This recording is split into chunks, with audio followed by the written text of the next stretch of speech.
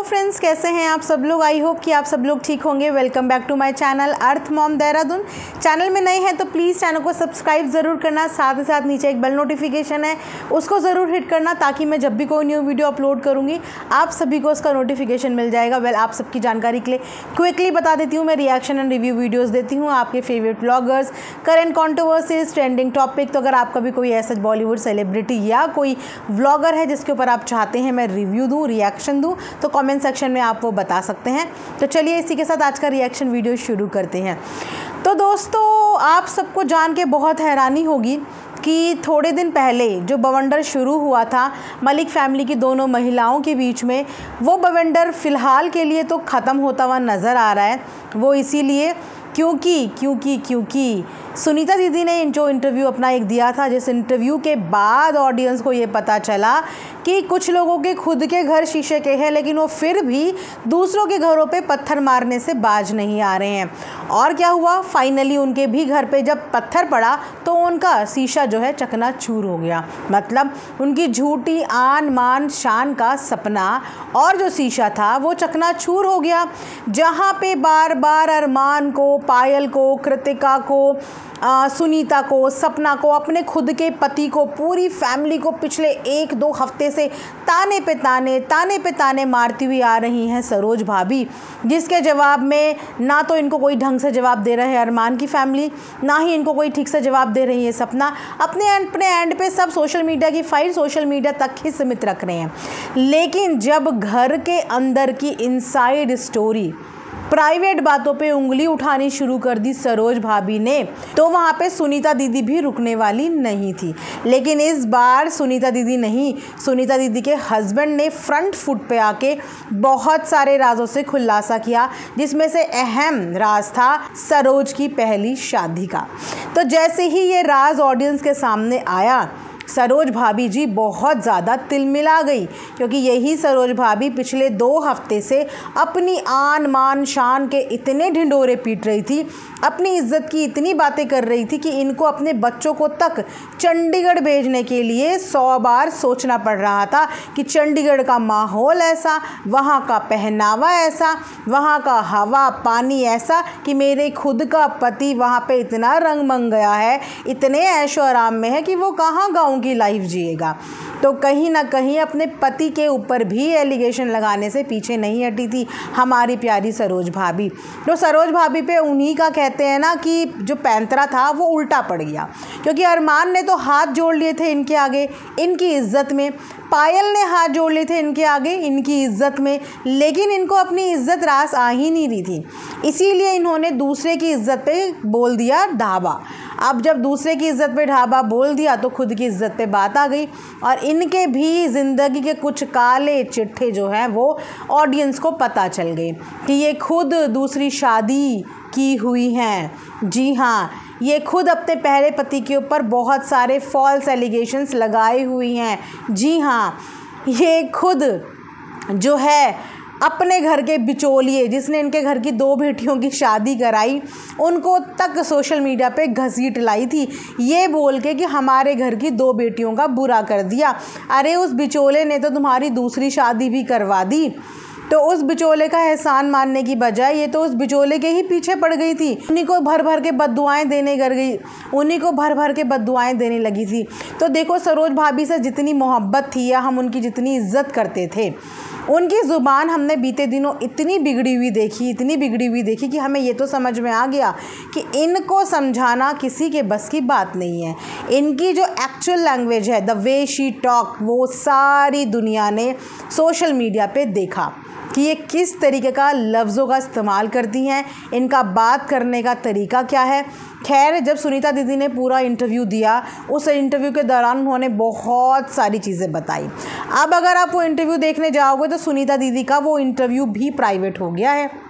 अब सोचिए कि सुनीता दीदी ने जो खुलासे किए थे वो अपने खुद के चैनल पे नहीं किए थे, इंटरव्यू में किए थे, और जिसको उन्होंने इंटरव्यू दिया था वहाँ से भी उनकी वीडियो प्राइवेट करवा दी गई। क्योंकि जब सुनीता दीदी ने ये वीडियो बनाई थी उसके 1 या 2 दिन के बाद एक तो आई थिंक कालू का उनको फ़ोन आया था, और कालू भैया पिछले 4-5 दिन से अपनी वीडियो भी नहीं बना रहे हैं, अपने व्लॉगिंग चैनल पे काम भी नहीं कर रहे हैं। तो जब वो काम करना छोड़ते हैं व्लॉग्स में तो समझ जाओ कि वो फिर क्या करते हैं। जब तक वो काम में बिज़ी रहते हैं तब तक वो सही रहते हैं, और जब वो काम में बिज़ी नहीं होते तो वो क्या कर रहे होंगे ये ऑडियंस समझ सकती है। तो अब शायद सरोज भाभी के दिल को ठंडक पहुंच गई होगी, क्योंकि इतने दिन से उनके पति जो मन लगा के काम कर रहे थे इनसे वो देखा नहीं गया, और जो कलह कलेश का इन्होंने माहौल बनाया उसकी वजह से इनके हस्बैंड को भी बीच में कूदना पड़ा। अब जब इंसान बीच में कूदेगा, और जो इंसान एडिक्ट होता है उसके लिए तो मैंने बोला ना, हर चीज़ एक बहाना होती है। उसे टेंशन हो रही है तो उसके लिए नशा एक बहाना है, उसे खुशी हो रही है तो उसके लिए नशा एक बहाना है। अपने पति के बारे में सब कुछ जानते हुए भी इन्होंने फिर भी अपने पति को वापस से उसी कुएं में धकेल दिया, इतना स्ट्रेसफुल माहौल क्रिएट कर दिया, इतना लड़ाई झगड़े वाला माहौल क्रिएट कर दिया कि अब उनके पति की पिछले 5-6 दिन से वीडियो नहीं आ रही। तो आप समझ लो कि क्यों नहीं आ रही होंगी। तो अब शायद इनको सुकून मिल गया। तो सुनीता दीदी का इंटरव्यू तो प्राइवेट हो गया है, लेकिन उसके जवाब में 2 दिन के बाद सरोज जी ने एक वीडियो बनाई थी, जिस वीडियो में सरोज जी भी और उनके बेटे लाल भी बोल रहे थे। तो अब ये बात समझ में आ गई सबको कि पिछले दिनों कालू भैया की ज़ुबान और इनके बेटे की ज़ुबान से वही निकलता है जो इनकी बातें होती हैं। तो मतलब ज़ुबान उनकी, बातें इनकी। पहले ये बातें अपने पति से कहलवाई जाती थी और अब अपने बेटे से कहलवाई जा रही हैं। अब पिछली दफ़ा भी 2-3 बार जब इनके बेटे सामने आए हैं ना, तो वो ऐसे ही सामने नहीं आए होंगे, उनकी मम्मी ने उन्हें सामने लाया होगा, और ये वीडियो उस चीज़ का प्रूफ थी। फ़िलहाल सरोज भाभी की वो वीडियो कुछ मिनटों में डिलीट हो गई, मतलब प्राइवेट हो गई।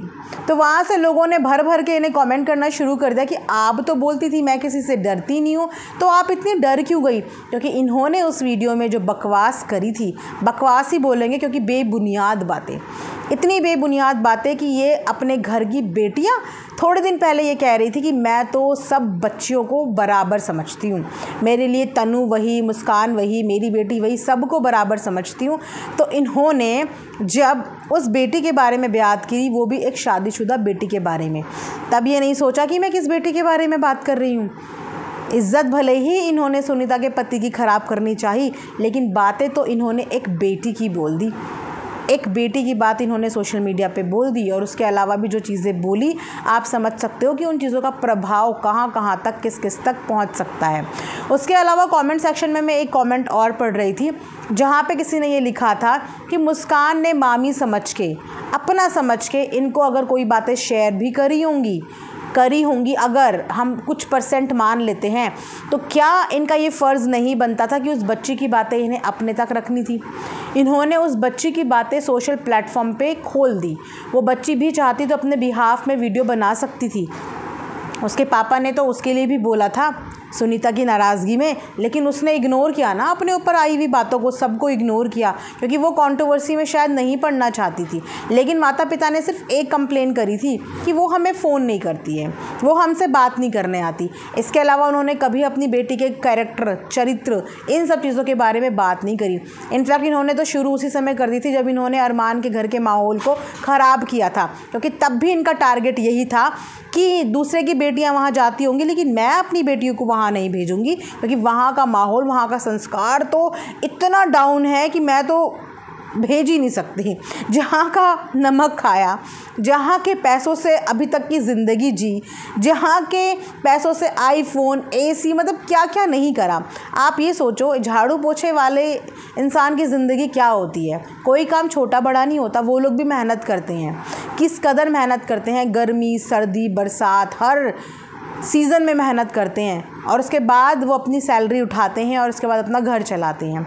उस लाइफ से छुटकारा देके इनको एक अच्छी लाइफ दी थी, जिस लाइफ का इन्होंने ये इस्तेमाल किया।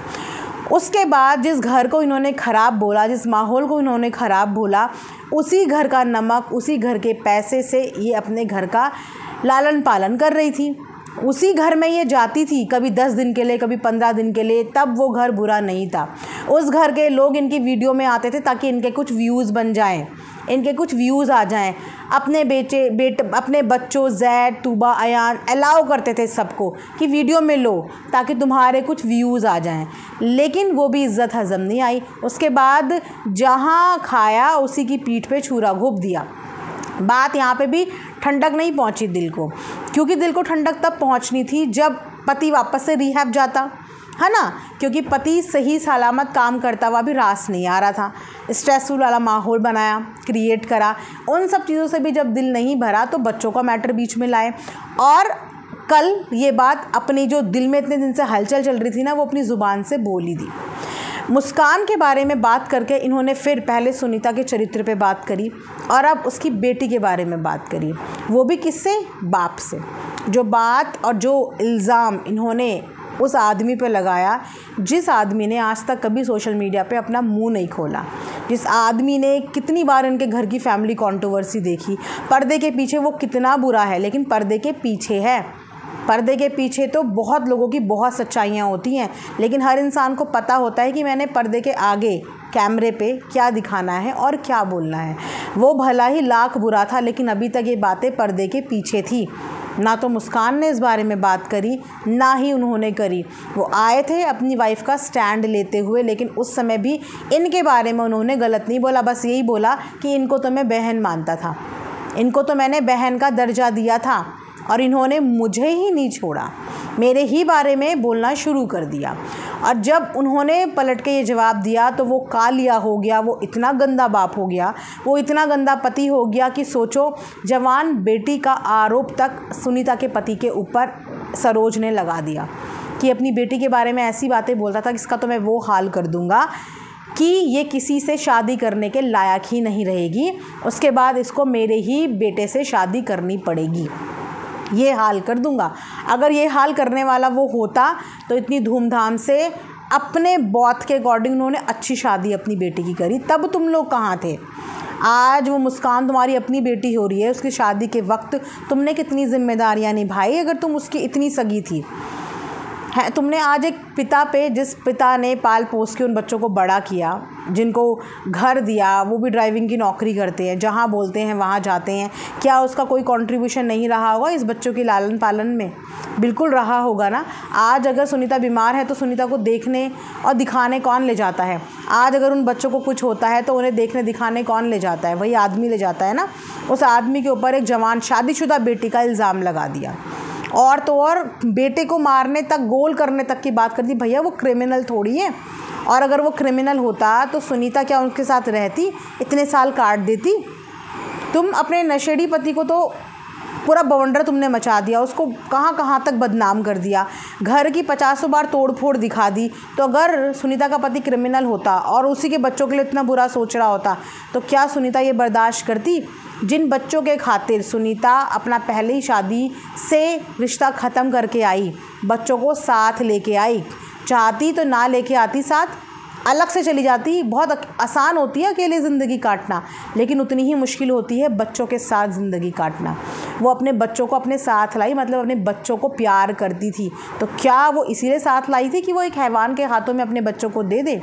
तो इन्होंने कल सुनीता के पति के कैरेक्टर के बारे में बहुत कुछ बोला, जिसके बाद इनका बेटा भी नहीं थमा। इनके बेटे की बदतमीज़ी तो हमने पहले भी कई वीडियो में देखी है, जहाँ पे ऑडियंस ने इन्हें भर भर के सुनाया भी है कि इतनी, मतलब कहाँ की दादागिरी बच्चों को सिखाई है।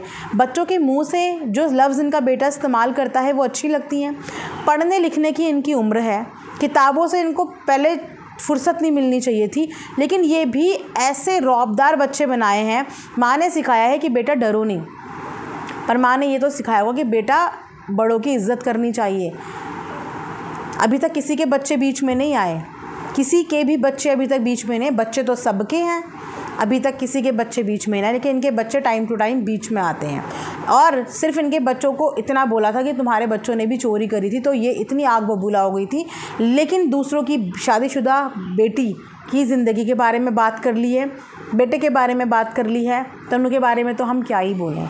इनको सब कुछ अलाउ है, लेकिन अपनी बारी में ये कुछ भी सुनना नहीं चाहती हैं। तो इनकी कल की वो वीडियो जो थी ना, वो प्राइवेट हो गई है। उसी के साथ साथ सुनीता दीदी ने जो इंटरव्यू दिया था वो इंटरव्यू भी प्राइवेट हो गया है। अब आप खुद आइडिया लगा सकते हो कि ये प्राइवेट किसने करवाया होगा। बहुत लोग ये सोचते हैं कि इस समय अरमान को बहुत मज़े आ रहे होंगे, बिल्कुल नहीं, मज़े नहीं आ रहे हैं, नाक कट रही है। और जितना ये तमाशा करते हैं उतना उनका मन पक्का होता है अपने परिवार वालों के लिए, वो उतना अपना मन पक्का कर लेते हैं कि कोई नहीं, करो करो, लेकिन फिर भी वो कोशिश करते हैं। तो दोनों साइड की वीडियो प्राइवेट हुई हैं, इसका मतलब ये वीडियो प्राइवेट करवाई गई हैं। अब आप ये देखिए कि अगर अरमान ने भी सुनीता दीदी से वीडियो प्राइवेट करवाई है तो सुनीता दीदी कम से कम अरमान की बात का मान तो रखती हैं, सम्मान तो रखती हैं।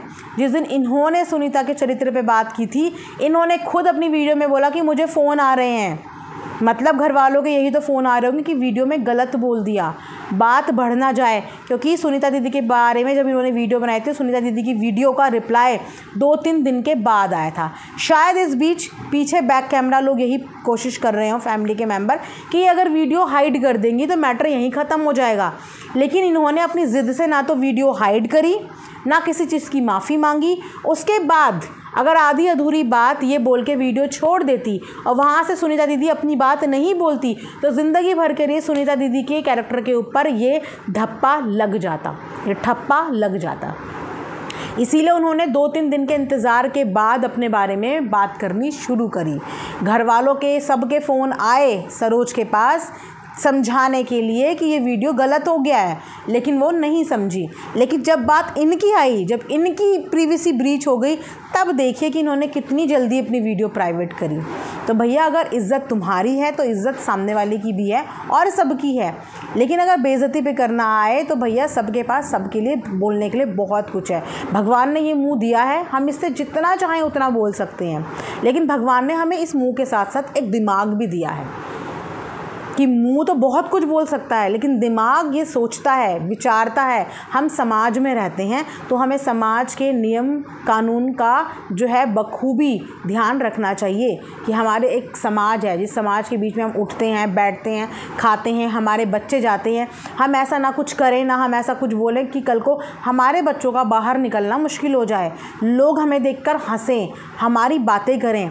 बदनामी से हर कोई डरता है, क्योंकि बदनाम होने के लिए तो मिनट लगते हैं, लेकिन नाम बनाने के लिए बहुत वक्त लग जाता है। तो वो नाम अगर आप लोग समझ जाओ ना, तो बदनामी आप अपने परिवार की कभी करो ही ना। तो फ़िलहाल दोनों की वीडियो प्राइवेट हो गई हैं। अब देखते हैं कि अभी भी कुछ है बचा हुआ सरोज भाभी के अंदर जो वो आगे निकालेंगी, या इस मैटर को इन वीडियो के प्राइवेट होने के साथ साथ ये लोग यहीं पे दबा देंगे।